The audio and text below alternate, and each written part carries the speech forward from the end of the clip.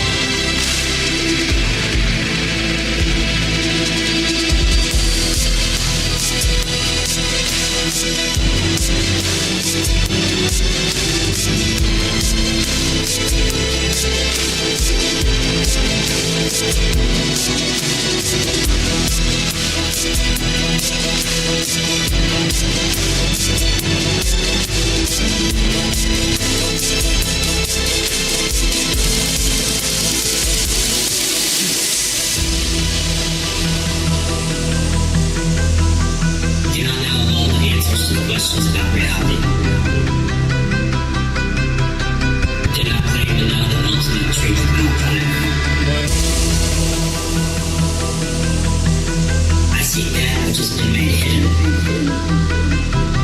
It's a part of a family amongst lords of consciousness. I'm the Lyam.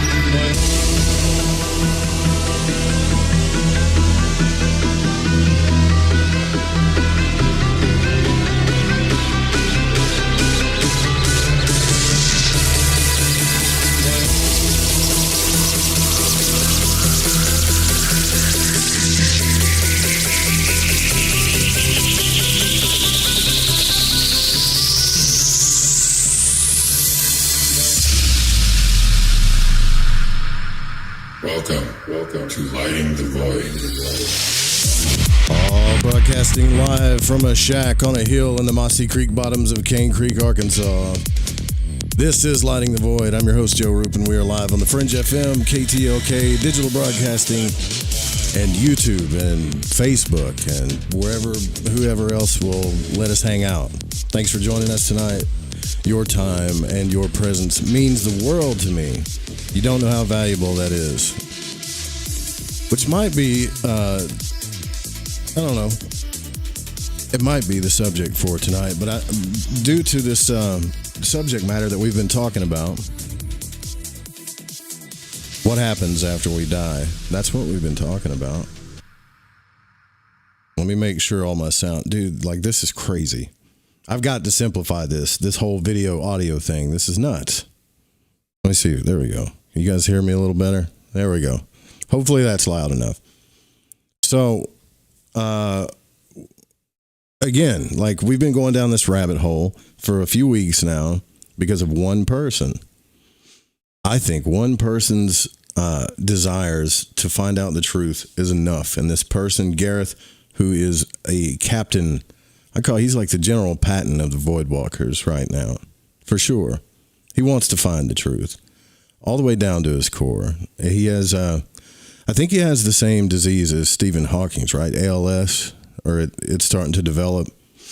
And, he's going through it, and he sent us down this rabbit hole of what happens after we die. Now, we've went through 3 books, this is fun to me. I love doing this because we get to vet the information, right? That's how we figure stuff out. I and you are on the same level here. We're all trying to figure this stuff out together.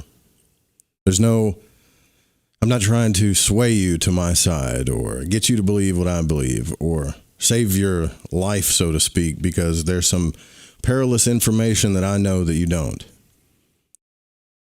We all have the same questions, right? And this is what this broadcast is about. And with all the stuff going on, the elections and, who's the crook and I'm going to back the war and this person, there's stuff going on in the world right now that all we can hope for is that maybe this is the age of Aquarius and the truth should come out, but it should come out regardless of what age we're in. But here, we're trying to figure out the answers to the bigger questions. The stuff that you're really either avoiding.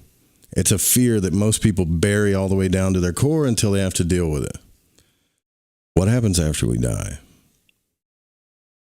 Now, I know the practical answer to that is, it doesn't matter. You should live your life and not worry about it. Well, everybody says that until it comes time to worry about it, right? Also, what's the nature of consciousness? And is there life outside of the humans? This is these are the big 3 questions. People can call it paranormal or whatever. I like to think we have a big fringe army here because fringe deals with more than just Sasquatches and ghosts, although that stuff's kind of cool. But this subject hit my heart big time. And let me just give a shout out real quick to Henry. Thank you for the donation. Monica, thank you. And Delina, thank you guys so much. That means the world too. That's how we support this. So if you choose to donate, thank you so much. That just seriously. You don't know how much that's appreciated, and your presence is appreciated. I used to turn on and I'm going to rant here just for a little bit, okay? I used to turn on Facebook and all the social media stuff. It used to, when it started, it was fun, wasn't it? I got the door open too, so stuff might fly in because it feels great outside, and that's the only air hole I got here. But Now it's like, I don't know why, but my feed is embedded, and I haven't typed in any of this stuff. I just post to Facebook, right? I haven't been searching for this stuff, but it is embedded with people's like self-worth memes. Like, if a person does this to you, then don't do that. Or it's just meme after meme after meme after meme of, people don't value me enough. Everybody deserves love. And done it, like, just obvious stuff. Now, if there is a social, like, I'm just going to do this just for a little bit, and then we'll get back down the rabbit hole, okay? If there is a social engineering program going on, in my opinion, it is to totally isolate you from everybody else. That's it. There's a difference in knowing that the kingdom of the Creator lives inside all of nature, including us, and thinking that we're all little gods of our own universes, and whatever serves us doesn't serve us, and we're just going to get rid of it. So, in a sense, there probably is a spiritual war going on. But where is it happening? Okay, so we're studying this. Are they theocrats? Are they archons? Is it Satan? Somehow all these stories have the same names, but it just keeps playing out. I don't think we know how much we're being played here, man. First off, every single one of you, for the most part, in my opinion, if you're a decent person, even if you make mistakes, and we all do, deserves, you don't need to read memes about it to know this. I think the memes kind of enforce the fact that, I'm trying to, find out if I'm worth being loved and cared for. Of course you are. You may not have been, but of course you are. And then there's self-esteem. Those are two different things, self-worth and self-esteem. Self-esteem happens when you achieve things and it builds your esteem. Self-worth is a thing that a lot of people are struggling with. I mean, we all struggle with it, but I think there's some massive like crap going on. Like, I don't know why everyone is struggling with this right now. Like, if you're a young adult, I get it. Like, if you're in your 20s, I get it. Once you start getting around 30 or 40, you should figure out, like, yeah. And I went through it too. We go through it deeper and deeper till we finally go, of course I'm worth being loved and cared for, right? Doesn't mean it's going to happen, but you have to know that you're worth it. So Facebook is just like, I'm broadcasting Facebook right now, but I'm just saying, like, that, I miss all the fun stuff where people would just do goofy stuff and take pictures, and like, but there's still some of that on there, like jokes and, hey, what's up everybody, or this is funny. It's just the memes, man. Pat Bree says, are you remote viewing me? What's up, brother? What's up, Jess, Lisa? So the only two chats that I can really pay attention to while I'm trying to run these machines are Facebook and YouTube. So I have it to where that's just popping up. Pat Breeze, Jordan Jackson, what's up, man? Farmville, right? Yeah, I miss that stuff for sure. So listen, let's go deeper into this rabbit hole. Let's find the enemy. Let's find them. Where are they? Who is this they? So far, they've been called theocrats, or if you do the alien interview, the empire. I think we should go deeper. I think we should keep seeking this out. And I did a poll yesterday. I said, how many of you guys believe that the alien interview was real? So far, only 30% of you believe that it's real. Which means we have some thinking. We have people that are thinking. That's wonderful. I knew that, obviously. You're void walkers, right? So when I got this book, I got these links. Now, obviously, these links that are associated with this book are going to link out to things that are going to probably back up what this book is saying. Doesn't mean we shouldn't go through it. I have a lot of guests. Yes, they're coming, but I'm trying to vet them that have emailed me, want to talk about life after death. And to be perfectly honest with you, I'm trying to find the best people for this. Not just for you and me, but especially for Gareth. Especially for him. So, where do we take this? Because this day has been crazy. I have more than enough energy to hang out with you guys tonight. But I have these links. And I'm going to pick the first the first one that you guys say. I'm going to pick it. Here are the links. We already did Alien Interview. The next one is called Beelzebub's Tales to His Grandson. The Matrix intro. The nature of spiritual reality. That's the questions. And then some related reports. The Council of Nine and Ponerology, the Science of Evil. Where do you want to go with this, man? Let's find this enemy. Let me see. You guys voting yet? No, so far I got Farmville. Pat Bree says, I like saying Hail Marys, but with chocolate chips. Dude, you got a cookie fetish, man. The Matrix, Genevieve says, okay. Your call. The first one, Chris. The first one. What's up, Chris? All right. I thought about doing this whole rant. I'm going to do a whole, you guys need to prepare for this because I'm going to do a whole rant on eventually. I'm going to make it a whole show. I'm going to actually prep for it and do a whole show about this self-worth and self-esteem thing that's going on where you're being played to wonder about it. Right? Stupid. Dumb. The Matrix intro. By Montauk. July 30th from the Montauk website. What is the Matrix? A school or prison, depending on your chosen perspective. This is a Montauk? I don't know. On the one hand, it's a hyperdimensional teaching system accelerating your rate of spiritual evolution by providing you with catalytic experiences in response to your thoughts, emotions, and spiritual composition. And on the other hand, many of these experiences manifest as predatory forces preying upon your weaknesses. Of course, man, I wish I had, what's his name, Lawrence Fishburne in here. You think that's air that you're breathing? Yes, I do. Of course, the only way to prevent being manipulated by these forces is to discover, integrate, and transform your weaknesses into strengths, thereby indirectly accomplishing the higher purpose of the Matrix, which is to help you transcend it.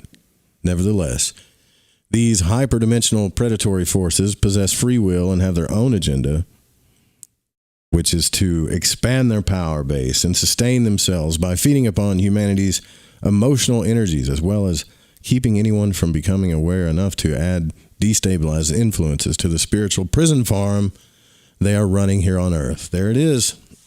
Your cattle, sheep, bat. The total sum of their hyperdimensional manipulation system can be termed the Matrix control system, a school of hard knocks that weakens the spiritually weak and strengthens the spiritually strong in accordance with their choice to be victims or warriors. That's a tough choice. All right, so hyperdimensional predators. Next section. Beyond the human level of evolution are several levels occupied by more sophisticated forms of life, including hostile beings with the ability to, here's the list, transcend space and linear time, read your thoughts, manipulate your emotions, puppeteer unaware individuals, project themselves in and out of your physical reality. Think about how powerful that statement is. Transcend space and linear time, and read your thoughts. Manipulate your emotions. Puppeteer unaware individuals, and project themselves in and out of physical reality. Just sounds like a bad stalker to me, really. Like if you guys ever had a stalker, then you know how crazy they get. There's a crazy documentary on Netflix about, you guys gotta go watch this. This freaked me out. I forget the name of it. They require emotional, etheric, vital energy to sustain themselves. Mankind has long been their primary food source. They feed upon energies that are in resonance with their own soul vibrations, negative emotions, psychological suffering, and perverted sexual energies. Perverts, you're being fed upon. I don't know.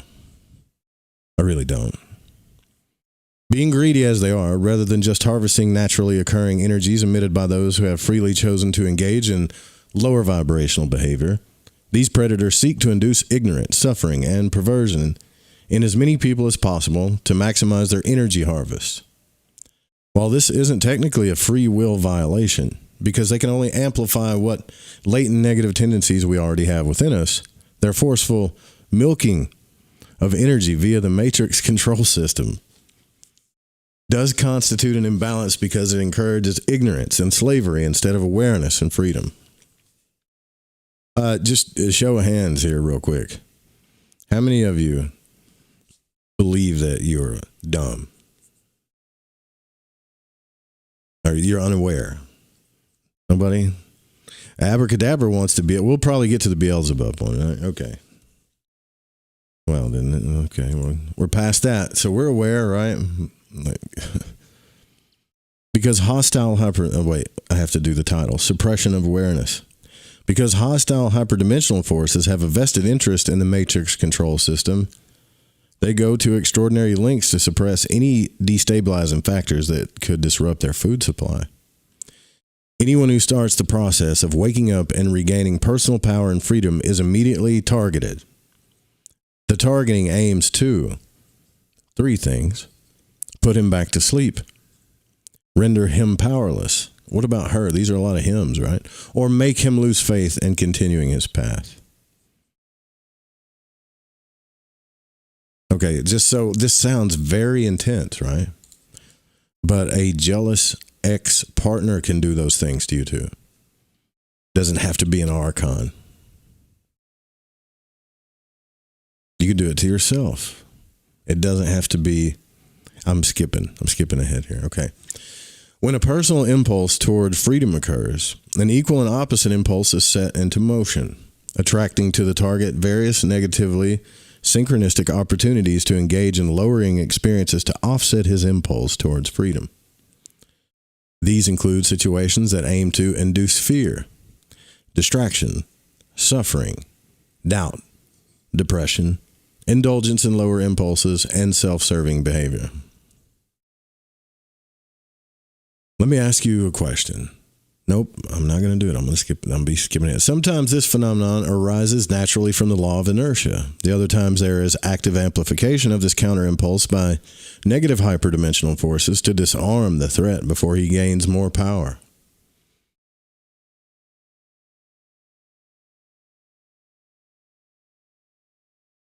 Oh, sorry, I thought we were watching a movie. Other methods of suppression include sabotaging and distracting a targeted individual via people around him who are open to direct manipulation. Anyone who fails to be fully conscious in the present moment can be a puppet for as long as their attention is elsewhere.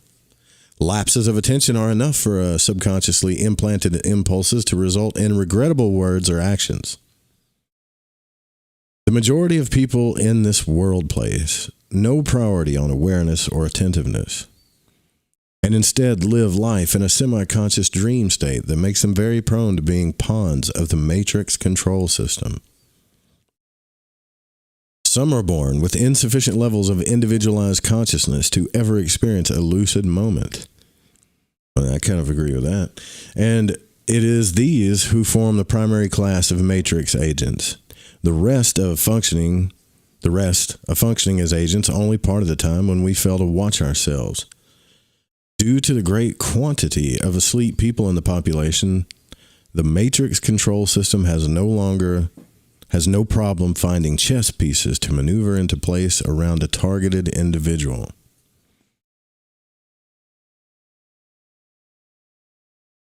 You know, I got some emails today from some people that said they want to help me. They think I'm under attack by all these negative energies and all this stuff, and they're going to help me. And I appreciate that. Like, if that's probably I'm sure you probably believe that, and you might be right. But I just think we're forgetting one thing here. The bigger picture. We're reading through Matrix. While we may not be the source of injustice against us, we are the cause of it. The Matrix, even with its level of imbalance and corruption by those free will entities who have overstepped their place in nature as catalytic fire spitters, is nevertheless still a learning program entirely responsive to our own ignorance and weaknesses. It may be a predator's choice to attack, but it is our choice to accept the attack and succumb to it. Exactly. The Matrix control system can only throw us by the elements within us that correspond to its low vibratory nature. Attacks serve to identify our own weaknesses, thus providing focus for where to take the next step on one's path of spiritual awakening. I think we should get into some Archon talk tonight, right? I mean, this is good stuff here. So, I think we're forgetting about like natural law first. All of us know it now. We've been pounded, like most of us are aware of natural law now. We all know the laws. Doesn't mean we choose to live by them. We all choose to do whatever we want based on our emotions and impulses. Yeah. But we are aware of it now. And these go all the way back to, the laws of hermetics. We talked about them a million times. So if you understand these laws, then there really is no, like if these laws are ultimate truth, is what I'm saying.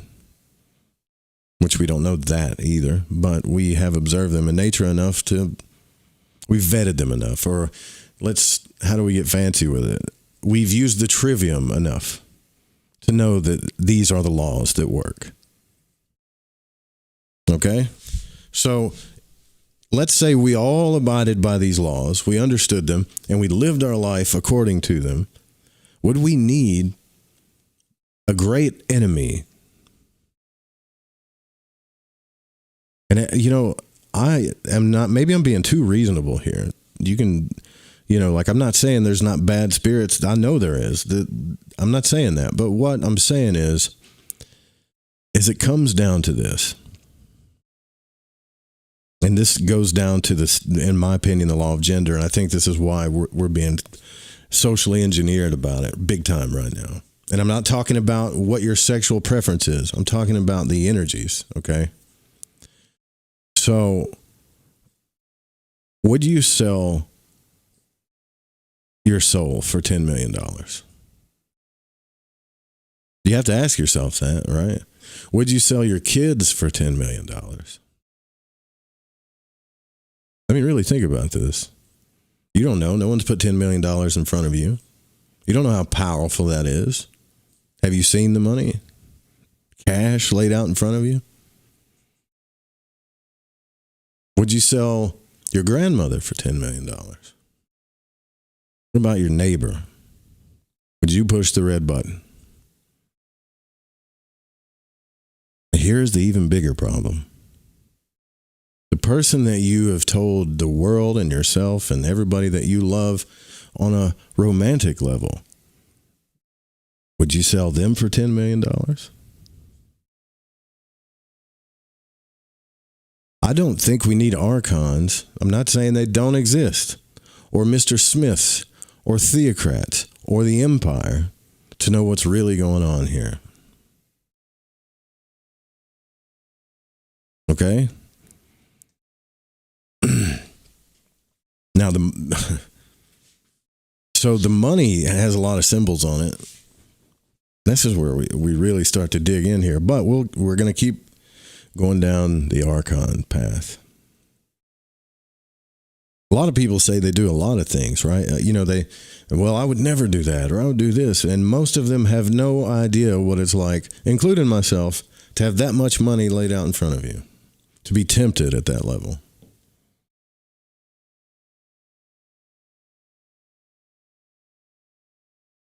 And I have to go through The lords of karma are your sovereign. Oh, yeah, that's where we should start. How are we deviated?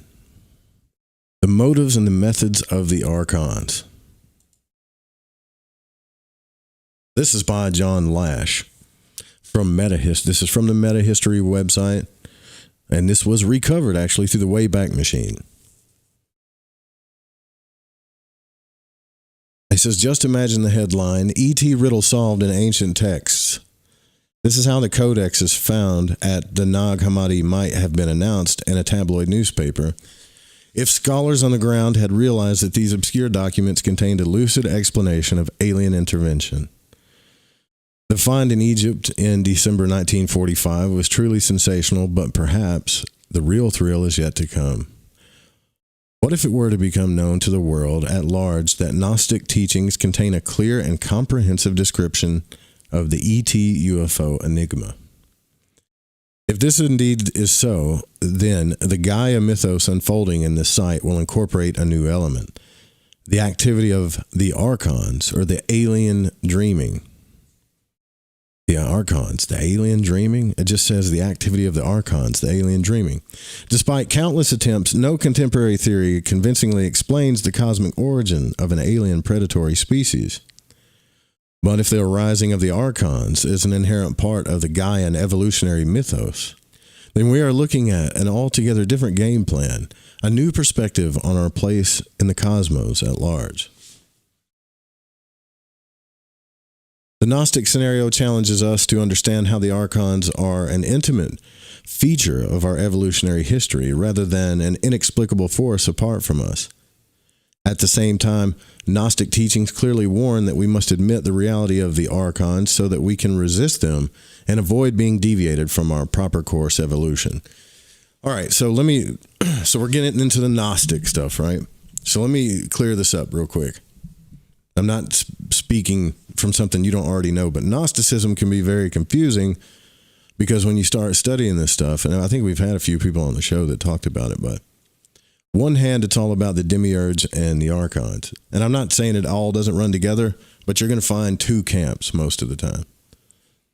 Like one camp is talking about sexual energy and the body and like the whole Samael Aun-Weor Gnostic camp. Right. And another camp is talking about archons, the demiurge, and the falsification of things through religion. So when you read, and then you got the Pista Sophia, which is a whole other thing full of deep symbolism and metaphysical stuff.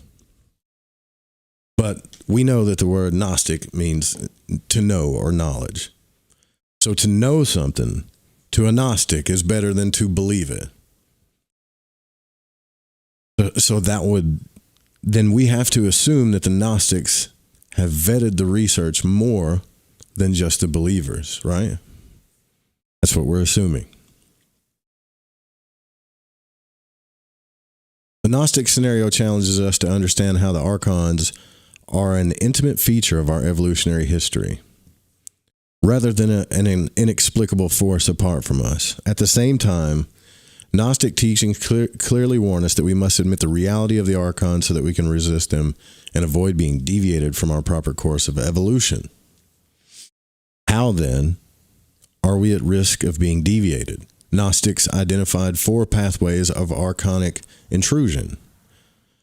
1 is through religious ideology, 2 is through mental syntax, 3 is the power of suggestion, and 4 is direct collusion.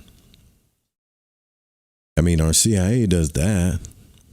In this essay, I will try to describe and delineate. Am I saying that right? Yeah, the first 3 of these pathways in such a way that the explanations given will support immediate practical understanding of how we are affected by the archons. You guys digging this? I don't think I've read this one though. Man, I got so many books that we could read together and pick apart. Wouldn't you rather do that? Maybe we should just do this like one night a week and then have guests on another night. But I'm having fun with this, so whatever. All right, this one's titled A Message of Love. Gnosticism may be the underdog of world religions, hugely slandered and violently repressed. but it may also be the paramount expression of human spiritual genius. It certainly looks to be the lone survivor of a centuries-long spiritual holocaust originating in the Middle East and spreading from across Europe to the entire world. Gnostic teachings are unique in many aspects, as I hope to have demonstrated here and there in this website. What is this website? So you guys can go look at it. Or is that besides the point? Anyways. Let me see. Meta history? I guess that's the name of it. This is called a message of love. For a huge part of the human race, the supreme message of love to be found on earth is the teaching of Jesus Christ and the teaching about Jesus Christ. We can agree on that, right? That's a big impact on our earth that's affected us all. The message consists of what Jesus taught and what has been taught about Christ. For example, what the Apostle Paul and Saint John the Divine said about Christ. Put a neutral name to this message, the good news of Christianity. Let's call it salvation. And he kind of slants the word salvation. Salvation involves an intervention scenario in which a superhuman being comes to earth, assumes human form, and performs certain acts that are believed to change the course of the human experience. Salvationism is an ideology of divine intervention. The teaching of Jesus Christ and all that is taught about Jesus Christ cohere around this one shining kernel and belief in being saved by God. Gnostics considered this belief to be delusional, if not ridiculous. For them, salvation ideology was a subterfuge, an error implanted by the archons in the human mind. All that we consider glorious and profound in the figure of Christ, as represented, for instance, in the image of Christ's teachings at the Chartres Cathedral, was to them a grotesque sham, a false doctrine, insinuated into the human mind by alien forces. In short, they regarded the Christian salvationist program, and in a wider sense, the entire Judeo-Christian ideology of divine authority, as a trap set by extraterrestrial powers to lure us from our genuine connection with Sophia and Earth. We are deviated from true human potential through delusional beliefs about divinity.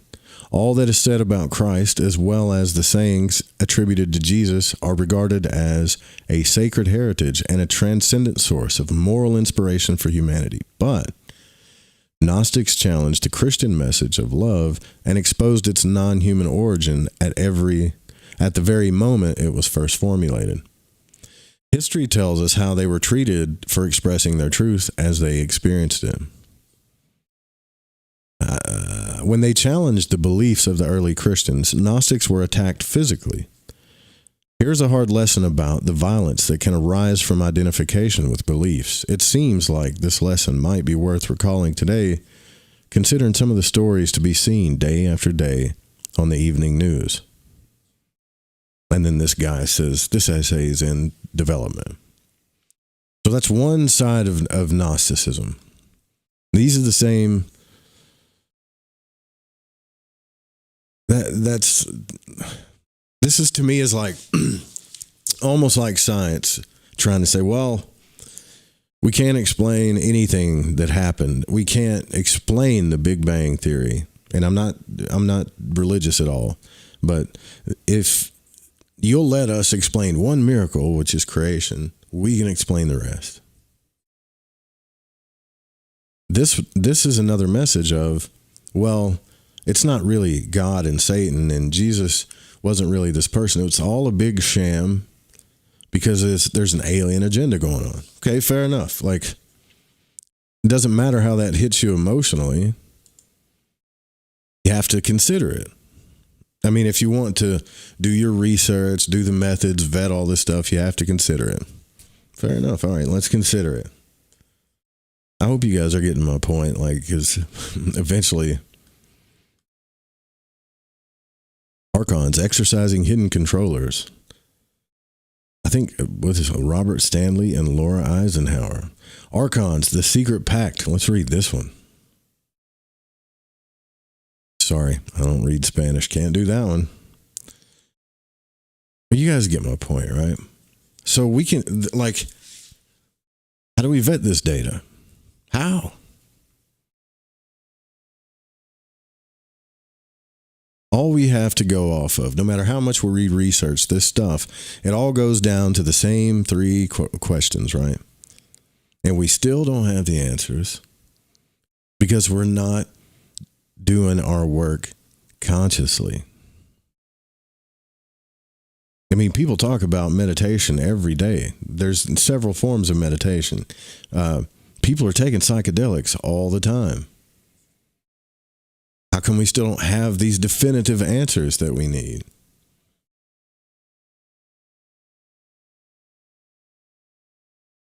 I don't know.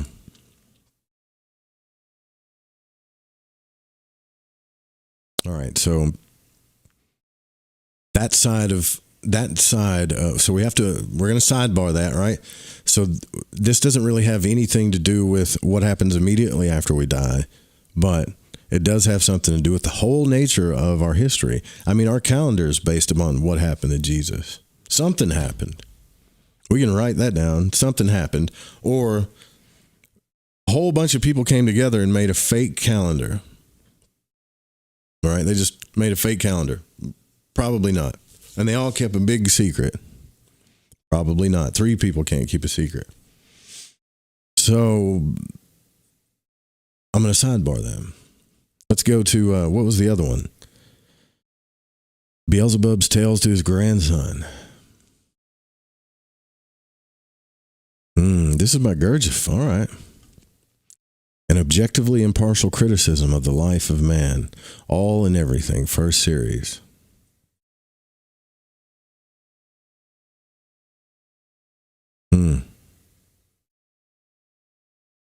I like Gurdjieff. I don't know. This might be a little bit too much. Now let's do it. Well, first and foremost, like, what do you guys like? I'm not saying that archons aren't real, okay? But we have to ask ourselves, how willing are you? How much are you willing to find the truth? Do you even care? Most people I talk to on a daily basis, the only thing they care about is getting their bills paid, getting further in life, and being comfortable. Then you might talk to different people on a different frequency that are caring about like these deep questions. But how many of them are doing conscious exploration practically? If I said, hey, look, I have a way for you to go figure some of this out on your own. Now, granted, you're going to have to deal with yourself and your own delusions psychologically, spiritually, and things like that. But you will get some deeper answers on an individual level. Would you be willing to do that? No. Well, I'd rather, just down Adderall all day and just talk about it. Fine. Okay. At least you're being honest with me, right? It's fun to talk about. You ever go to a party and people get all sped up, right? Whether it's Adderall, cocaine, meth, whatever, or if they're on a bunch of hopped up on whatever, and immediately the conversations get deep and then they're talking about God, right? They're talking about all this stuff, and then the crash comes. But if I came to you and I said, look, all right, hey, check this out. I've got a way for you to kind of get in this state between sleep and awake, where you can relax your entire body, but still be awake. And then whatever we call it, you can call it your spiritual body, your etheric double, whatever you want to call it. Peel yourself out of your body. Watch yourself sleep. See the astral realm. See all this metaphysical stuff. Interact with it. It's a whole other journey of self-exploration. A whole other journey of love, actually, but it's a whole other journey of self-exploration. And you may not find all the answers to aliens, but you're going to have a better chance at getting to the truth if you do this than wade through the masses of BS here. We already know the laws of hermetics. We get it. How do we fix the stuff inside of us? There's a psychological aspect to it, an emotional aspect to it. There's all kinds of, like, there's 4 big aspects to it. You know the elements. You're going to have to deal with these elements while you do this stuff. But you have to think of it as an adventure. And then once you start doing that, then you might start getting some real solid answers about some of these big questions, which in turn will eliminate your fear of them. Right? Because that's why we're all doing this stuff. People's main goals are love or fear. That's it. I want to know all this stuff because I'm afraid of the unknown. Or I want to know all this stuff because I want to manifest as much stuff as I can get because I love life. It's very rare that you'll find like a person that wants both of those things, like the balance between both, right?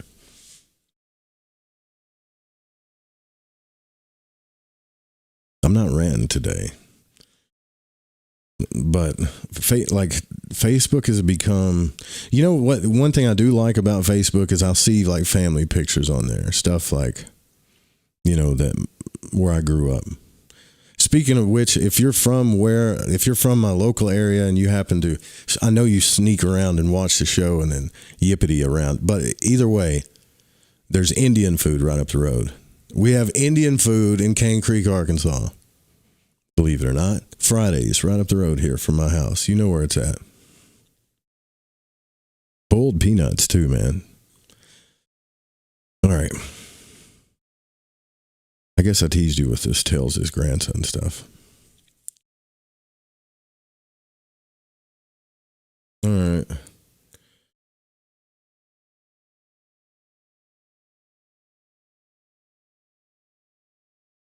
The arousing of thought. Among all the convictions formed in my common presence during my responsible, peculiarly composed life, there's one unshakable conviction that people, whatever the degree of development of their understanding and whatever the form taken by the factors present in their individuality for engendering all kinds of ideals, always and everywhere on earth, feel the imperative need, on beginning anything new, to pronounce aloud, or if not aloud, at least mentally, the particular invocation understandable to even the most ignorant person, which has been formulated in different ways and in different epochs, and in our day is expressed in the following words: In the name of the Father, and the Son, and of the Holy Ghost. Amen. That is why I now also, in setting forth on this venture quite new for me, namely authorship. I love how he writes. It's not too snooty, right? Begin by pronouncing this invocation, and pronounce it not only aloud, but very distinctly, and, as the ancients Ptolemacites used to say, with a fully manifested intonation. Of course, only to the extent permitted by data already formed in my whole presence and thoroughly rooted in it for such a manifestation. Data, by the way, which are generally formed in man's nature during his preparatory years, and which later, during his responsible life, determine the character and vivifyingness of such an intonation.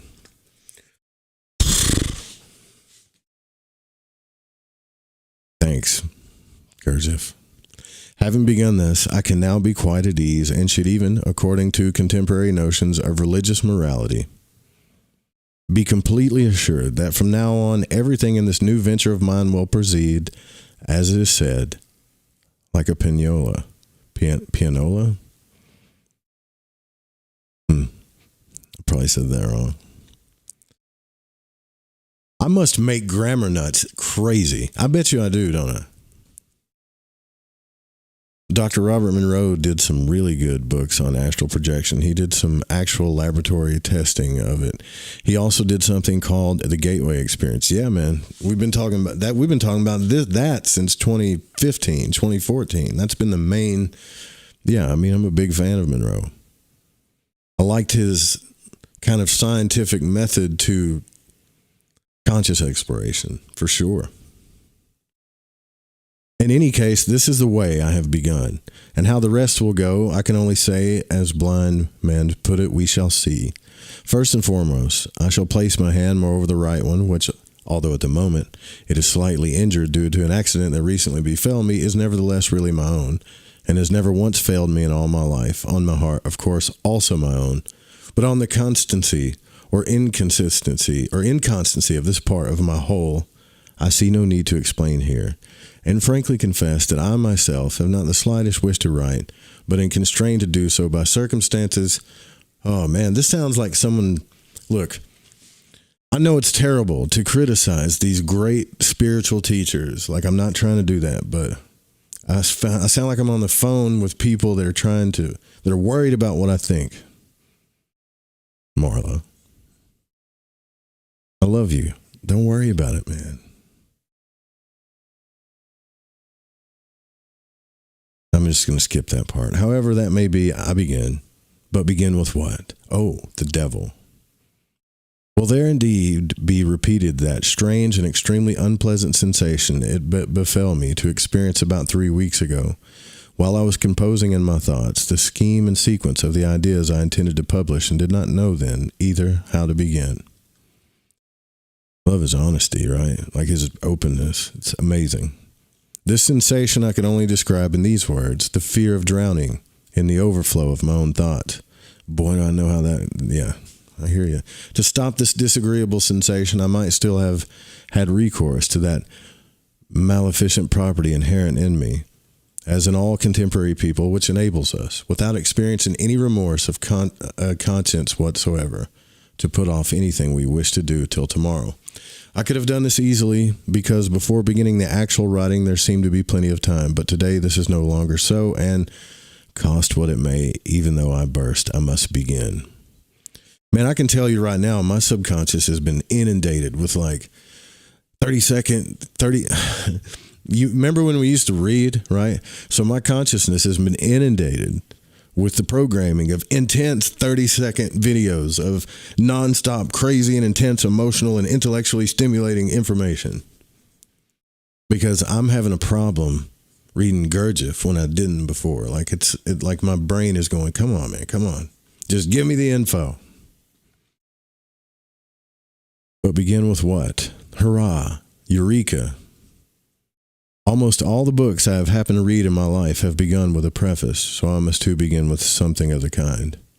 I say of the kind because in my entire life, from the moment I began to distinguish a boy from a girl, I have always done everything, absolutely everything, not as it is done by other, like myself, biped destroyers of nature's good. Therefore I ought now, and am perhaps even bound on principle, to begin not only as any other writer would. Just say preface and go. In any case, instead of the conventional preface, I shall begin quite simply with a warning. Ooh. Beginning with a warning will be most judicious on my part, if only because it will not contradict any of my principles, whether organic, psychic, or even willful. At the same time, it will be quite honest. Honest, of course, in objective sense, since I expect without the least doubt, as do all those who know me well, that owing to my writings there will entirely disappear in the majority of readers.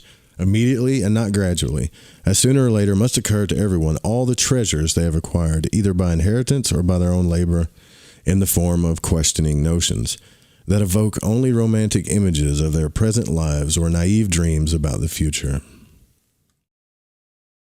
Professional writers usually begin such introductions with an address to the reader full of all kinds of bombastic, magniloquent, I can't say that word.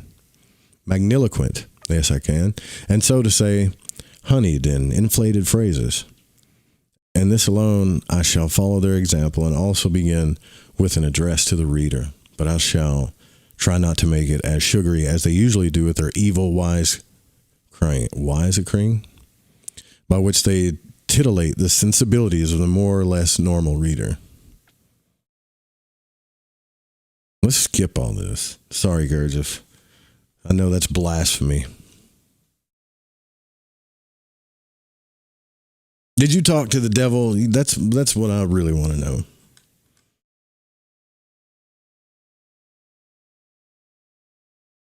This might actually be a good read for like maybe the Patreon or something. I don't know, man. This is a lot.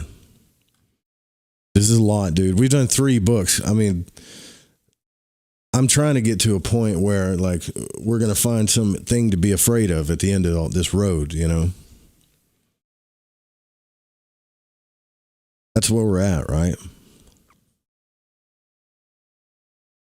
Hey, he did talk to the devil. Okay. All right. You know what? Let me find a good starting point. This is not going to be like the same as, I know, hopefully you guys have read Napoleon Hill's Conversation with the Devil. But I haven't read this one. I've read Gurdjieff, like some of Gurdjieff's stuff, actually, but I haven't read this one. Have any of you guys read this? Raise your hands. What's up, Monica? Yeah, back when people had time, Gurdjieff wrote, right? Like, I mean, the guy's a great writer. I think he's a great writer. He's explaining himself very, intelligently and articulately, and I'm probably butchering it with my southern quasi-southeastern stupid radio accent with Arkansas education. I've got to find a song that they're not going to throw me off for a bumper. Whatever, here's one. All right, so we're going to get into this conversation with Beelzebub with Gurdjieff. I just have to find a good starting point. Be right back.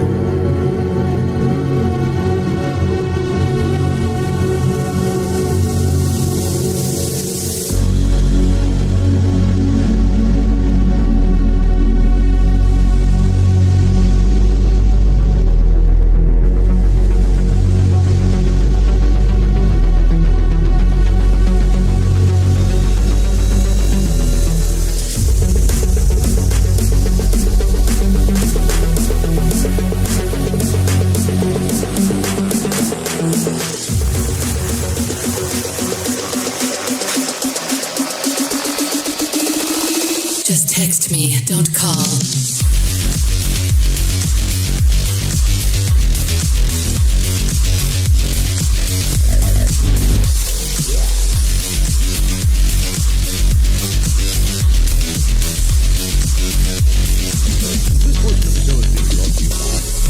Bubble Bath, the only bubble bath that you can bathe in or chew, and that comes wrapped in a tiny little comic strip.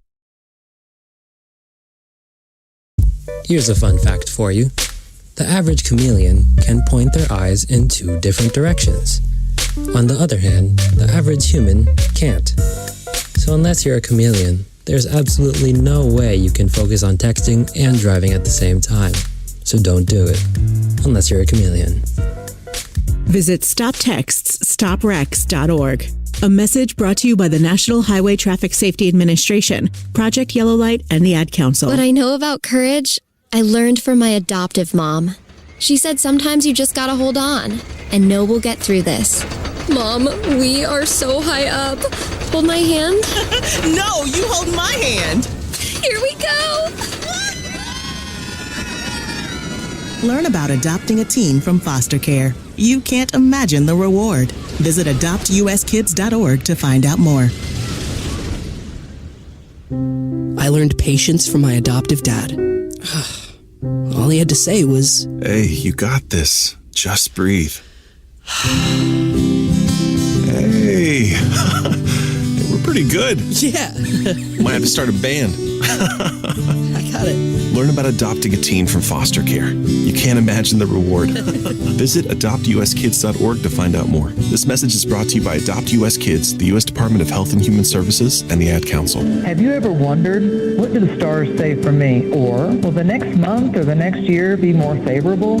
How about, are our 2 signs compatible? Each month, at the new moon, you can ask these questions live with me, your astrologer psychic, Mary DeCina, along with host of Lighting the Void, Joe Root. Join us at the new moon for Cosmic Conditions. We look forward to working with your energy. Every new moon at 7 p.m. Pacific, 10 p.m. Eastern, right here on Fringe FM.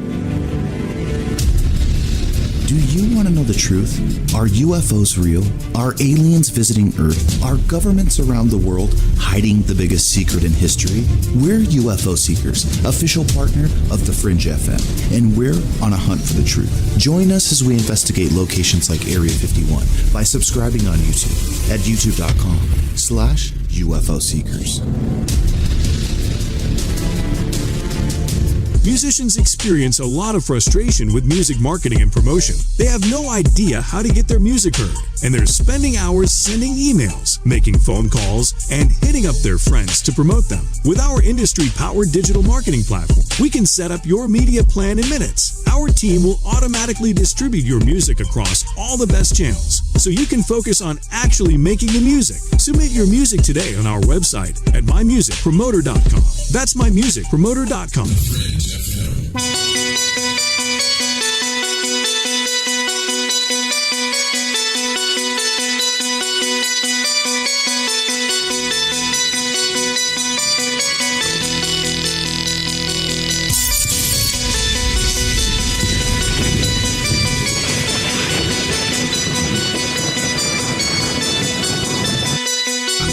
You're listening to Lighting the Void Radio.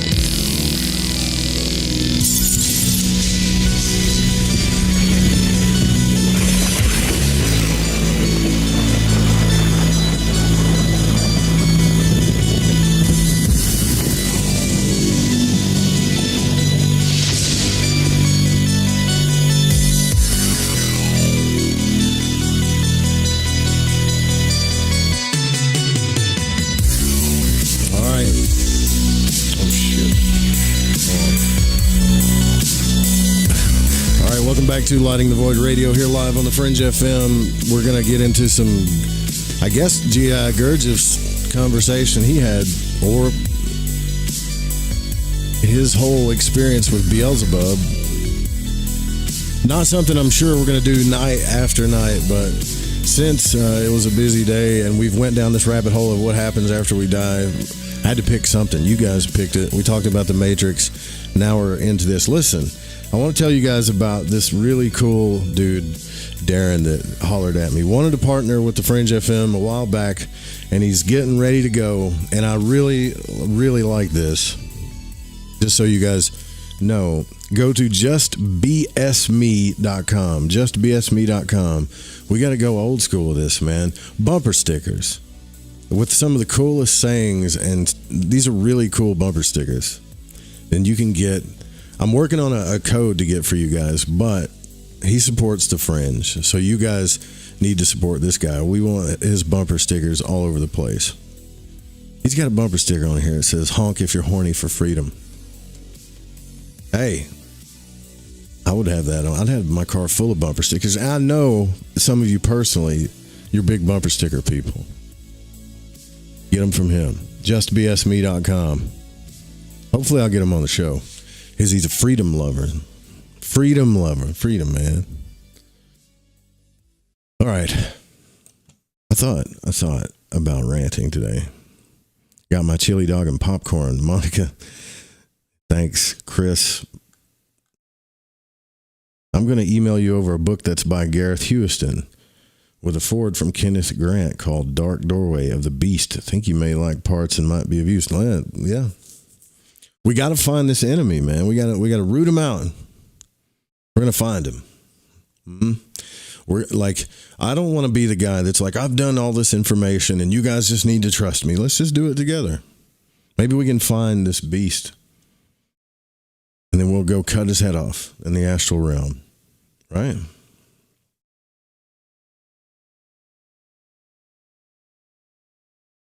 Oh boy. I think I just broke something. So I'm going to start with the... Is this music still playing? Y'all don't hear that, right? Good Lord. I need some dude to cross the way behind like a glass or something to do all this. All right. Prologue. Why Beelzebub was in our solar system. I skipped some of it. It was in the year 223 after the creation of the world by objective time calculation, or as it would be said here on Earth, in the year 1921 after the birth of Christ. Through the universe flew the trans-space communication ship Karnak, having left the spaces of the, holy hell, Aso-Aparasata. What is that? Aso-Aparasata. That is the Milky Way. We're just, every time I see that word, I'm just going to say Milky Way from here on out. It was flying from the planet Ceratus to the solar system. Panditskov, the sun of which is called the pole star. On this trans spaceship was Beelzebub with his kinsmen and close companions. He was on his way to the planet Resovindar, to a conference. Man, they're having, Gurdjieff is saying they have conferences too. I wonder what the hotel costs are. To a conference in which he had consented to take part at the request of friends of long standing.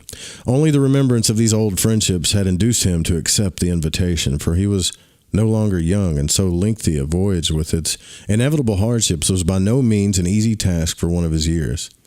A short time before this voyage, Beelzebub had returned home to the planet Caratus, the place of his arising, and far from which, due to circumstances not depending on his essence, he had passed many years of his existence in conditions alien to his nature. These long years of an existence unsuited to him, with all the perceptions and experiences foreign to his essence, had not failed to leave a noticeable mark on his common presence.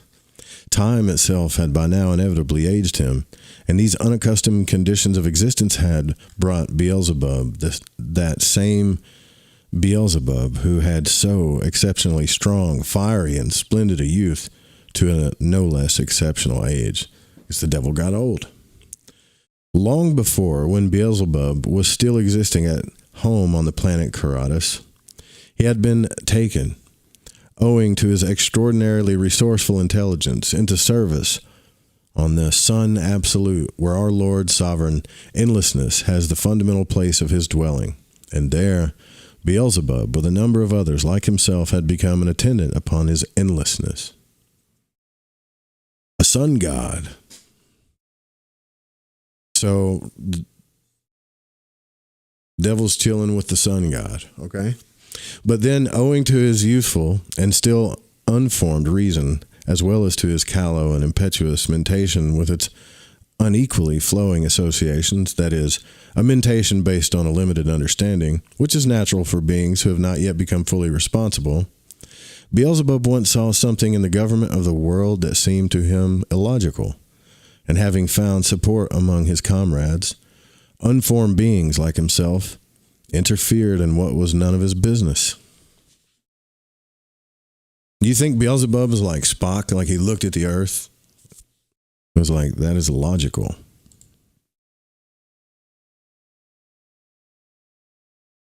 I don't know.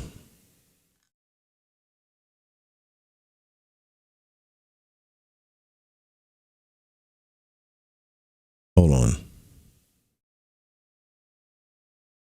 I'll just make sure I didn't lose my internet connection here.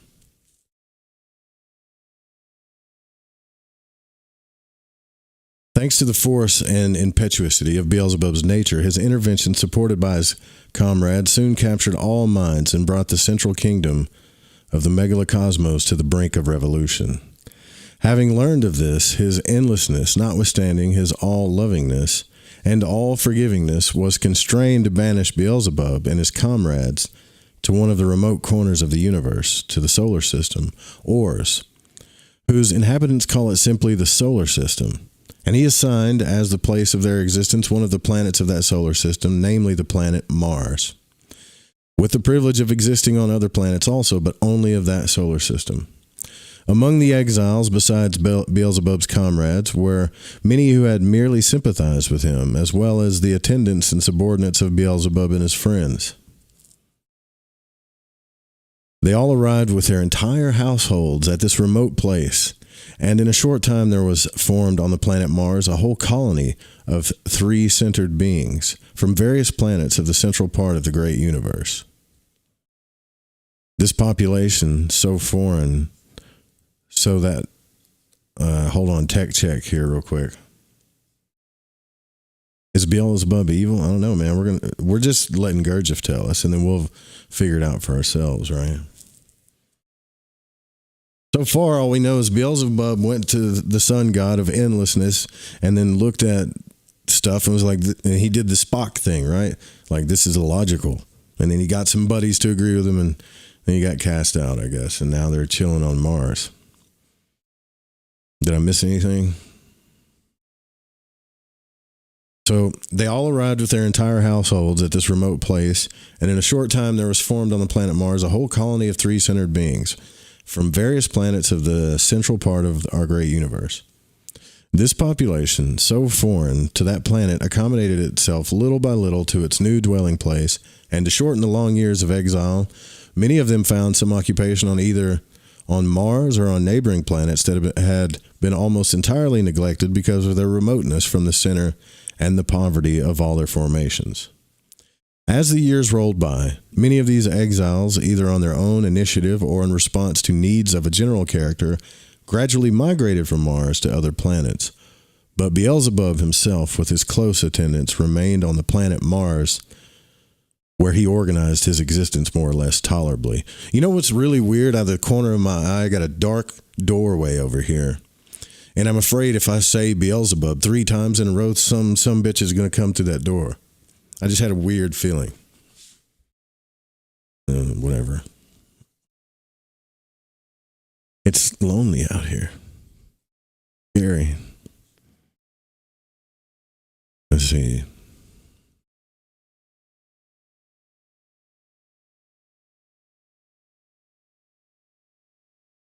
One of his chief occupations... Wait, did I skip a part? As the years rolled by, many of these exiles, either on their own initiative or in response to needs of a general character, gradually migrated from Mars to other planets. Okay, but Beelzebub himself might be under attack. You never know. I'm losing my train of thought. I'm going to start coughing here. One of his chief occupations was the setting up of an observatory on the planet Mars for the observation of remote points of the universe, as well as of the conditions of existence of being on neighboring planets.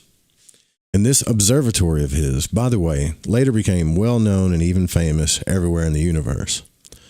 Although the solar system, ORS, had been neglected because of its remoteness from the center and for many other reasons, the most holy cosmic individual surrounding our common Father, endlessness, God, had sent messengers from time to time to the planets of the solar system to regulate, more or less, the process of existence of the three-brained beings arising there, and to bring it into accord with the general world harmony. And thus, to one of the planets of the solar system, the planet called Earth, a messenger was once sent from our endlessness, a certain Aishiata Shamash, and as Beelzebub had fulfilled. A messenger was once sent from our endlessness, a certain Aishiata Shamash. And as Beelzebub had fulfilled a special task indispensable to his mission, this messenger, upon his return to the Sun Absolute, earnestly besought his endlessness to pardon the once young and fiery but now aged Beelzebub. All right, so Yana Shamash, is that Samael? Whatever. Okay, so Beelzebub got old. He did a message for God. This is where I'm at, Gurdjieff, so far. You guys help me if I'm wrong here. And he's asking God, look, I did this thing for you. Let me back in. In view of this request of Aishiata Shamash, and also of the modest and conscious existence of Beelzebub himself, our Maker-Creator pardoned him and gave him permission to return to the place of his arising. Oh, so the devil, okay, I get it now. So the devil pretty much did the Jimmy Hoffa thing, right? He got sentenced to prison, but then later Nixon said, all right, man, you did some favors for me, so you're good. You're back in. Of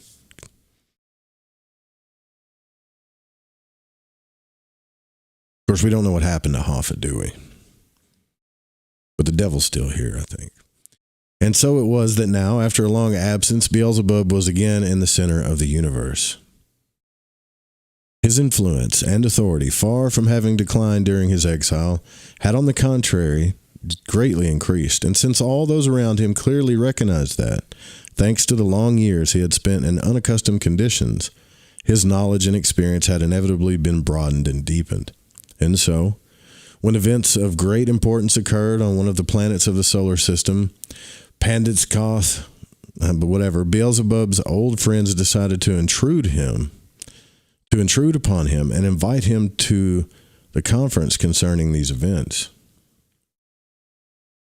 And that is why Beelzebub, with his kinsmen and attendants, was now making the long journey of the spaceship Karnak from the planet Karatus to the planet Revazvandir.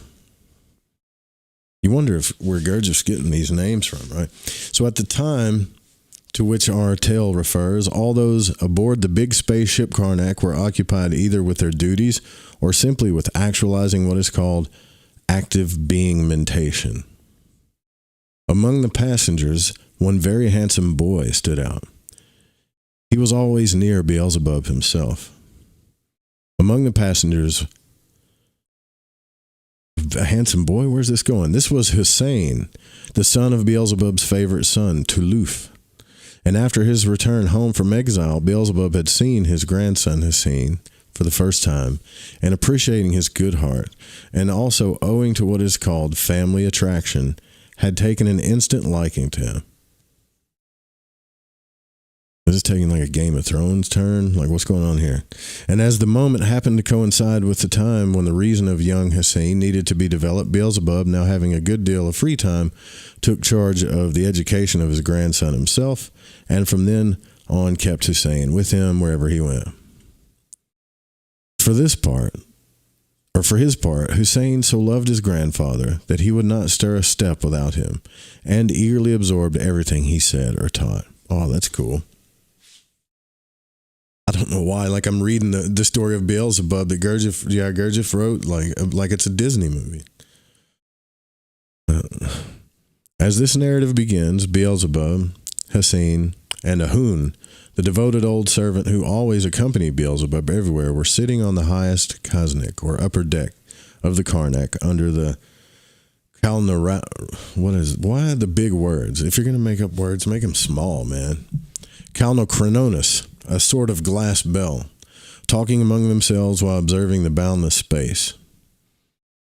Beelzebub was speaking about the solar system where he had spent many years. He was describing the peculiarities of the nature of a planet called Venus. And during the conversation, word was brought to Beelzebub that the captain of the ship wished to speak with him, and Beelzebub gave his consent. The cause of delay in the falling of Karnak. Soon afterward, the captain entered, and having greeted Beelzebub with all the ceremony appropriate to one of his rank, said, "You're right, Reverence. Allow me to ask your authoritative advice, and inevitably lies directly in the line of our course and will hinder our falling by the shortest route. The point is that if we follow our intended course into Kilpernos, our ship will be passing through the solar system, Vonik. But at the very place where our ship must pass, there will also pass, about 1 Kilperino before, the great comet belonging to that solar system, and named Secor, or as it is sometimes called, the Madcap. So if we keep to our proposed course, we must inevitably cross the space through which this comet will have passed. And as your right reverence certainly knows, this mad comet always leaves a great deal of Zilintrago in its track, which on entering the planetary body of a being disorganizes most of its functions until all the Zilintrago has been volatilized. Sounds like the market. I thought at first, continued the captain, of avoiding the Zilintrago by steering the ship around this zone, but this would mean a long detour and would greatly prolong our voyage. On the other hand, to wait somewhere until the Zilintrago is dispersed would take even longer. So faced with these alternatives, I cannot decide on my own what to do, so I am venturing to trouble your right reverence for the benefit of your wise advice. So when the captain had finished speaking, Beelzebub thought a moment and then answered, "Really, I do not know how to advise you, my dear captain. Ah, yes, and that solar system where I existed for a long time, there is a planet named Earth, on which there arose, and still continues to arise, very strange three-centered beings, and among them one of the continents of that planet called Asia. There arose a very wise three-brained being named Mullah Nasir Eden. For each and every peculiar situation, great and small, in the existence of the beings there, Beelzebub continued, this terrestrial sage, Mullah Nasir Eden, had an apt and pithy saying. As all his sayings were full of the sense of truth for the beings of that planet, I too always used them as a guide for the sake of having a comfortable existence there. So, in the present situation also, my dear Captain, I wish to profit by one of his wise sayings. In such a quandary as ours, he would probably say, "You can't jump over your knees, and it's absurd to try to kiss your own elbow." I now say the same to you and add there is nothing to be done. When faced with an event arising from forces immeasurably greater than one's own, one must submit. The only question is, which of the alternatives you mentioned should be chosen? That is, to wait or add to our journey by a detour. Well, it sounds like this is not near as intense. Like we're still trying to get the devil to earth. Or Beelzebub. Well, I don't think we've really called him the devil yet, right? So you say that a detour would greatly lengthen our journey, but that waiting would take still longer. Well then, my dear Captain, suppose that by making the detour we should save a little time. What do you think? Is the wear and tear on our ship's machinery worthwhile for the sake of ending our journey a little sooner? If a detour would involve even the slightest damage to our ship, then in my opinion we ought to give preference to your second suggestion and stop somewhere until the path is cleared of the noxious cilintrago that would at least spare our ship useless damage, and we will try to fill the time of this unforeseen delay with something useful for us. I don't know why in my head all of these characters have little Star Trek shirts on. Like this is Star Trek. For example, it would give me personally great pleasure to talk to you about contemporary ships in general and our ship in particular. A great many inventions that I still know nothing about have been made in this field during my absence from these parts. In my time, for instance, these big trans spaceships were so complicated and cumbersome that it took almost half their power to carry the materials needed to elaborate the energy for their locomotion. But contemporary ships, in their simplicity and the freedom they offer for all being manifestations, are the very model of bliss Storkano. At times you even forget that you are not one of the planets. So I should very much like to know how this marvel was brought about and how the contemporary ships work. Now go, my dear Captain, and make all the arrangements for this necessary stop. Then when you are quite free, come back and we will pass the time of our unavoidable delay in conversation useful for us all. Let's start with the metaphors. You get it now, right? This didn't really happen. Or did it? When the captain had gone, Hussein suddenly sprang to his feet and began to dance and clap his hands, shouting, "Oh, I'm glad about this." So Beelzebub looked with affection on these joyful manifestations of his favorite, but old Ahun could not restrain himself, and shaking his head, reproachfully muttered half to himself that the boy was a growing egoist. Hearing what Cahoon had called him, Hussein stopped in front of him and with a mischievous glance said, "Don't be angry with me, dear Ahun. The reason for my joy is not egoism, but only this happy coincidence. You heard him, didn't you? My beloved grandfather didn't only decide to make a stop, but also promised the captain to talk with him. And you know very well that my grandfather's talks always lead to stories of places where he has been, and you know how wonderfully he tells his stories, and how much new and interesting information is crystallized, and that's in quotations, in our present through these tales. Where is the egoism? Hasn't he, of his own free will, after weighing with his wise reason all the circumstances of this unforeseen event, decided to make a stop, which evidently doesn't upset his plans too much? It seems to me that my dear grandfather has no reason to hurry. Everything he needs for his rest and comfort is here on the Karnak. And here also are many who love him and whom he loves." Didn't he just say that we must not oppose forces higher than our own? Adding that not only should we not oppose them, but should even submit to them and accept all their results with reverence, at the same time praising and glorifying the marvelous and providential works of our Lord Creator? I'm glad, not because of the mishap, but because this unforeseen event from above enables us to listen once more to the tales of my dear grandfather. It is my fault that the circumstances have turned out to be so desirable and happy for me. Or is it my fault, he's asking. No, dear Ahoon, you shouldn't scold me, but should even join me in expressing gratitude to the source of all the beneficent results. I'm ready for the devil to start telling stories, man. We get it. They're on a spaceship. There's all these different characters. There's all, they're getting to Earth. They're having to take a detour. I'm thinking the devil's going to sit down and tell us his plans or stories.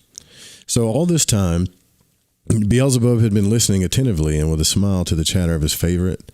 And when the scene had finished, said, "You are right, dear scene. And for being right, even before the captain returns, I shall tell you anything you like."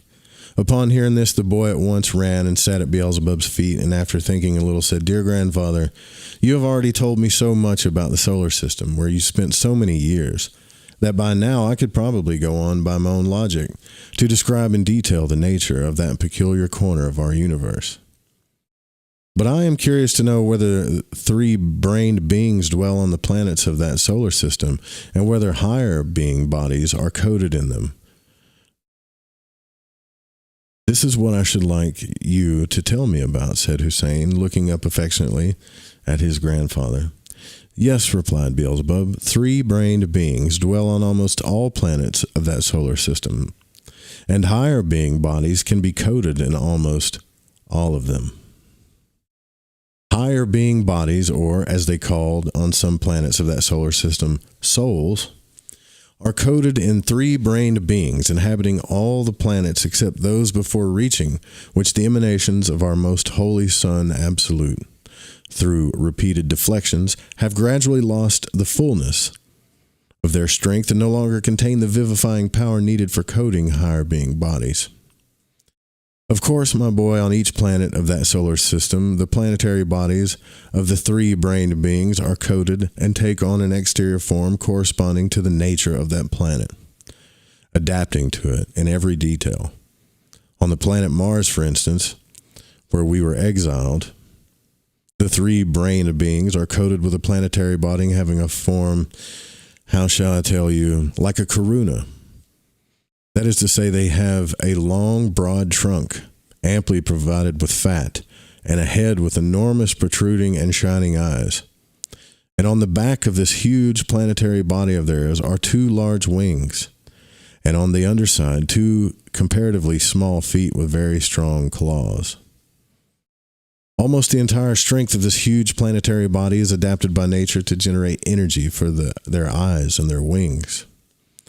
And as a result, the three-brained beings breeding on the planet can see freely everywhere, however great the, cladicity, and can move about not only on the planet but also in its atmosphere, and occasionally some of them even manage to travel beyond its limits. On another planet, not far from the planet Mars, owing to the intense cold there, the three-brained beings are covered with thick, soft wool. The outer form of these three-centered beings is like that of a tusuk. That is, it resembles a kind of double sphere, the upper sphere serving to contain the principal organs of the planetary body, and the lower one of the organs for the transformation of the first and second being foods. In the upper sphere there are three apertures opening outward. Two serve for sight and the third for hearing. The lower sphere has only two apertures, one in the front for the taking in of the first and the second being foods, and the other at the back for the elimination of residues from the organism. To the lower sphere are attached two strong, sinewy feet, and on each of these is a protuberance that serves the same purpose as our fingers.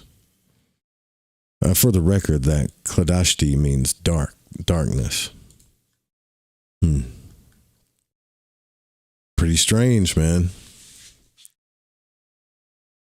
There's still another planet in that solar system, my dear boy, quite a small one bearing the name Moon.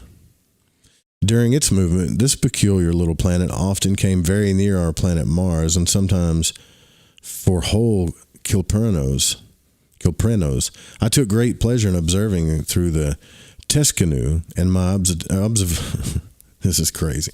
In my observatory, the process of existence of 3 brain beings who inhabit it. Though the beings of this planet have very frail planetary bodies, they have an indomitable spirit, which gives them an extraordinary perseverance and capacity for work. Their external form is like that of large ants, and like them, they are always bustling about, working both on and within their planet. Just so you know, this book was linked out from War in Heaven. So something about this book is going to verify what he's saying. So far, I don't see it yet. I once happened to notice that in 2 of our years, they had tunneled the whole of their planet. They were obliged to undertake this task on account of the abnormal climatic conditions there, caused by the fact that this planet arose unexpectedly, and therefore the regulation of its climatic harmony had not been prearranged by the higher powers. The climate of this planet is truly mad, and it is variability could give points to the most high-strung, hysterical women existing on other planets of that solar system, which I shall also tell you about. Sometimes the cold is so intense on this moon that everything is frozen through and through, and it becomes impossible for beings to breathe in the open atmosphere, and then suddenly, it gets so hot that you could fry an egg in a jiffy. There are only 2 short periods on that peculiar little planet, namely before and after it completes its orbit around a neighboring planet, when the weather is so glorious that for several rotations the whole planet is in bloom and yields the various products for the first being food of its inhabitants, even greatly in excess of what they need for existence in that strange intraplanetary kingdom they have devised, where they are sheltered from the vagaries of this mad climate and all the inharmonious changes in the state of the atmosphere. Not far from that small planet is another large planet, which occasionally comes quite close to Mars and is called Earth. The moon is actually a fragment of this Earth, which must now constantly maintain the moon's existence. Now, we thought it was the other way around, didn't we? On the planet Earth also, 3 brain beings are formed, and they too contain all the data for higher being bodies to be coded in them. But in strength of spirit, they do not begin to compare with the beings breeding on the little planet I just mentioned. The external coding of the 3 brain beings on Earth, or of that planet Earth, closely resembles our own, except that their skin is a little slimier than ours. Our skin is slimier than yours. Is that slimier? S-L-I-M-I-E-R. They have no tails. And their heads are without horns. But the worst thing about them is their feet, for they have no hoofs. It is true that for protection against external influences, they have invented what they call boots. But this invention does not do them much good. Aside from the imperfection of their external form, their reason is uniquely and utterly bizarre. Their being reason, in quotations, owing to many causes that I may tell you about sometime, has gradually degenerated and at present is very, very strange and peculiar in the highest degree. Beelzebub was about to say more, but just then the captain of the ship entered. So promising the boy to tell him about the beings of planet Earth some other time, he began to talk with the captain. And he asked the captain first to tell him who he was, and how long he had been a captain, and how he liked his work, and then to give him some information about contemporary cosmic ships. "You're right, Reverence," the captain began. "When I approached the age of a responsible being, I was destined by my father for this career in the service of our endless creator, starting in the lowest ranks on the trans-space ships. I ultimately became worthy to perform the duties of captain, and for 8 years now I have been a captain on long-distance ships."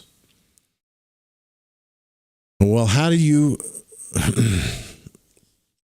Right now, if like I would be thinking if I was you, how do you know you've 8 years? How do you even...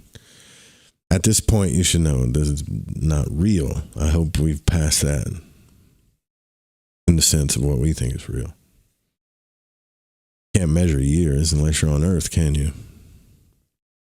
In the latest post of mine on the Karnak, I succeeded my father, who had performed the duties of captain almost from the very beginning of world creation, and who, after his long years of blameless service to his endlessness, was held worthy of promotion to the post of governor of the solar system, Kalman.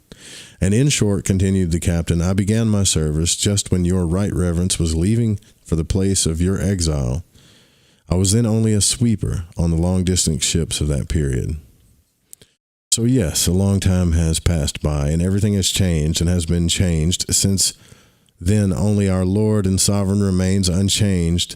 May the blessings of Amenzano be on his changelessness throughout eternity. Your right, Reverence, has seen fit. Are you, like, when are these people going to break out in a Disney song and just start singing?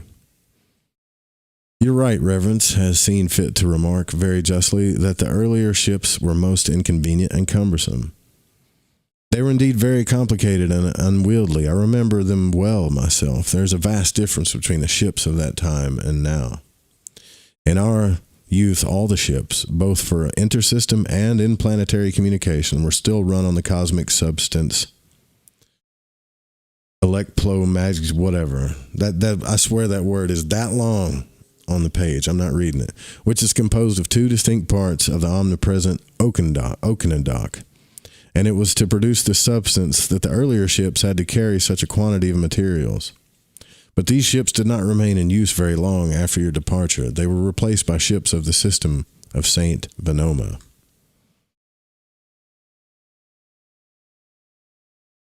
Why? So, have we even figured out why yet that the guy that wrote, or whoever's putting out this information about the war in heaven, we haven't figured this out, has linked to this book yet? They say that the moon in biblical prophecies will turn red, and the moon is slowly what they call almost like rusting. Yeah, but how many times have you seen that? Like, I've seen that happen a bunch of cycles, right? Abracadabra says, I don't believe that there's entities on other planets. I think entities are bound in a planet, like angels aren't fixed in the stars, but bound in the stars. Yeah, maybe. There's so Saint, who is it? Let me read that again. Saint Venoma. But these ships did not remain in use very long after your departure. They were replaced by ships of the system of Saint Venoma, Venoma. All right, so here's we should get into this later after we do this Gurdjieff thing, right? Samael Envior. I'm not saying I believe all this stuff, but some of the most fascinating texts, mind stimulating. And he had a book before all their Gnostic texts came out that was called Cosmic Ships. And I think I read it on YouTube. If you go back, you can listen to it. And in my opinion, had the best explanation of how other conscious entities existed on other planets. That's why we don't perceive them, but they're still there. It makes you wonder if they perceive us. I have something nervous going on. I don't know what it is. And every time I do this on camera, I get do you ever do that meditation that you're supposed to do daily, right? Where it doesn't matter, you just hold completely still, and no matter what itches, twitches, whatever, you just let it go. Like, for some reason, ever since I started doing this camera stuff, like, this is how powerful the unconscious is. I have just all kinds of weird feelings on my face. Like, it feels like something's just tickling me like that. The hell is that? What if I'm going crazy out here in the woods? And you guys are going to witness my mental demise.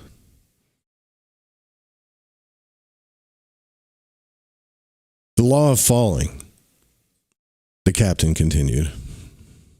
This happened in a year, 185 by objective time calculation.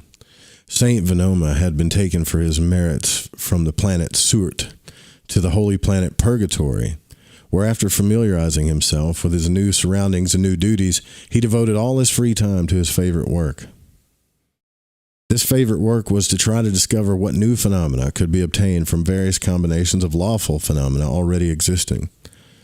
Sometime later in the course of his observations of cosmic laws, Saint Venoma made a discovery which afterward became famous and which he first called the law of falling.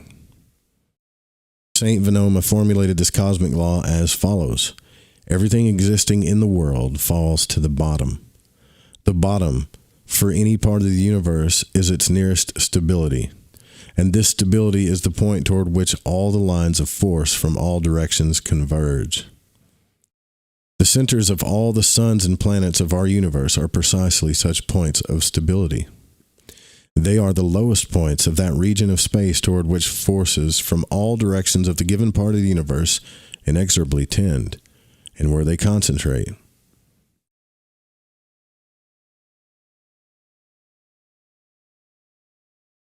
Each of these points is also a center of gravity that enables suns and planets to maintain their proper places.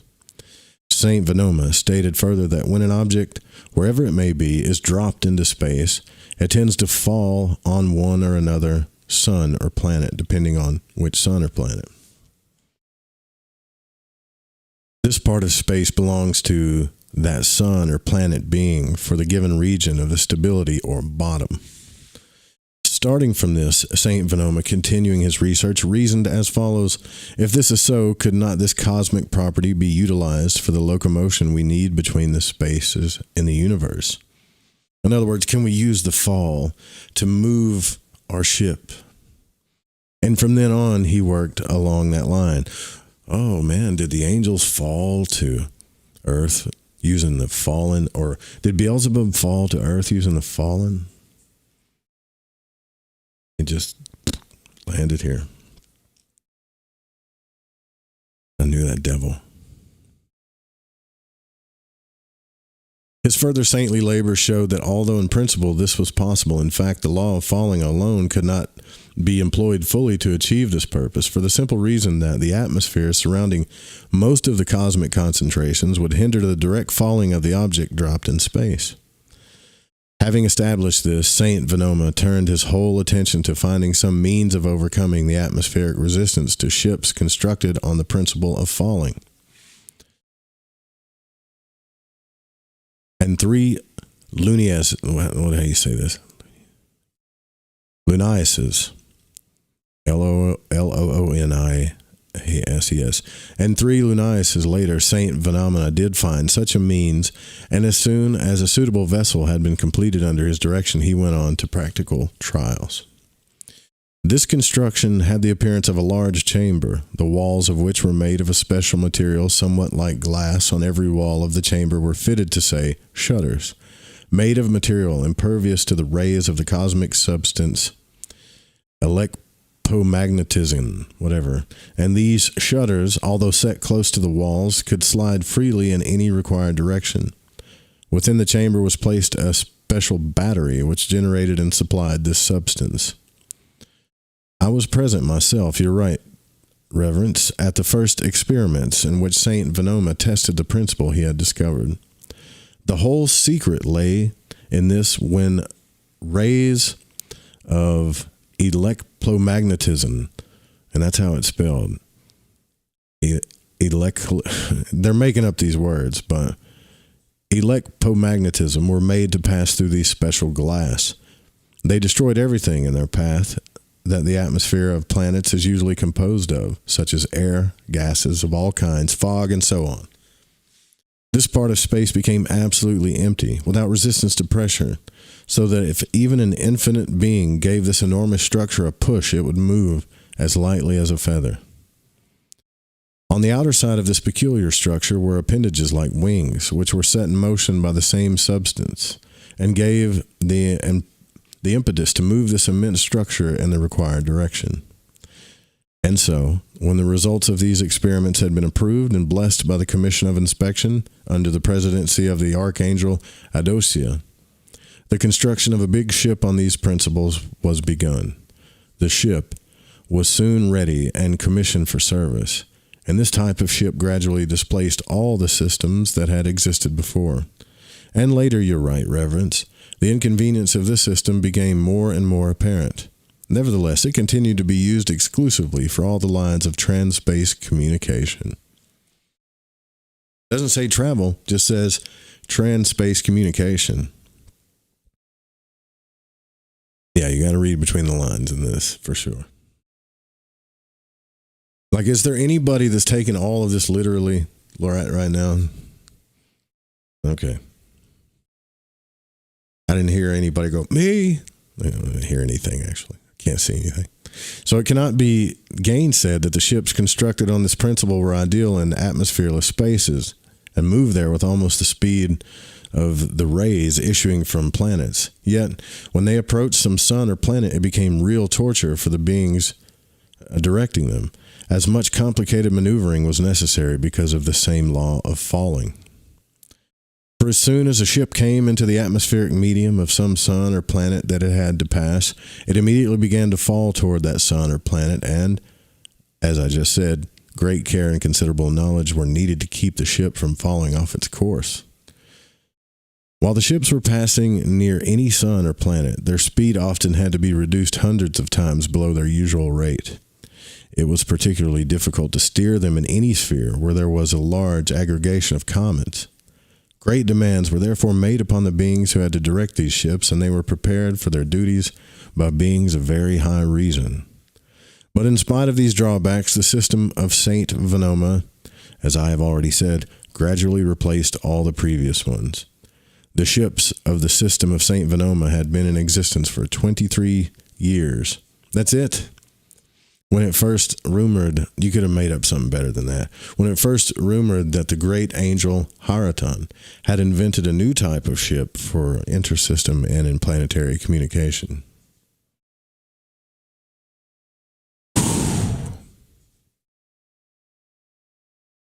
So we might pick back up on this tomorrow. Look, we're trying to find these mean, evil bastards that are going to eat our souls or torture us.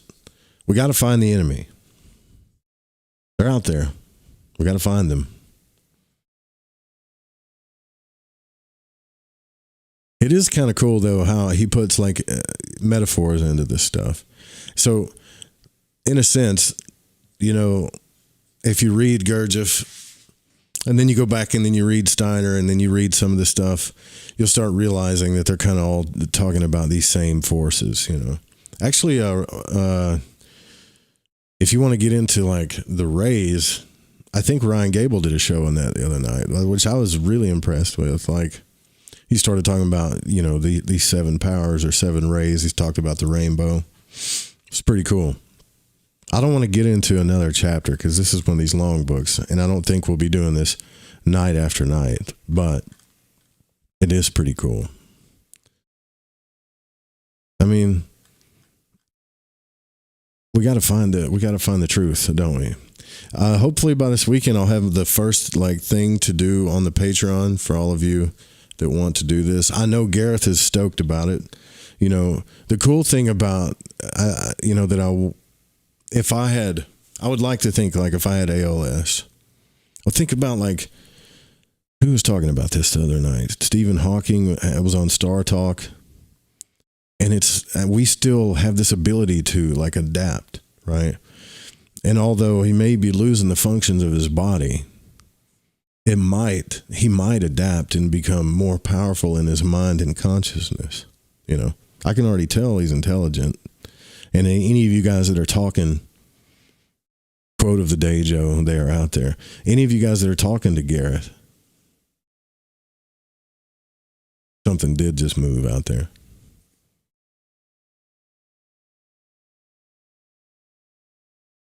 So any of you guys that are talking to Gareth, like, please keep talking to him because he loves it, man. He loves this whole community. And I don't know. I know he messaged me. He said he was going to get, I think eventually he's going to have to speak through something in order to communicate. And if we could communicate with him that way, that would be cool. But what would even be cooler is if we don't, you know, try our damnedest to astral travel and meet up with the cat. I know that sounds crazy, some people, but it's possible. I know this is possible. Abracadabra says, I believe anything that is a abyss is a portal or a doorway. I believe anything that is an abyss is a portal or doorway. Oceans, outer space, goes on forever. Our souls do. Maybe.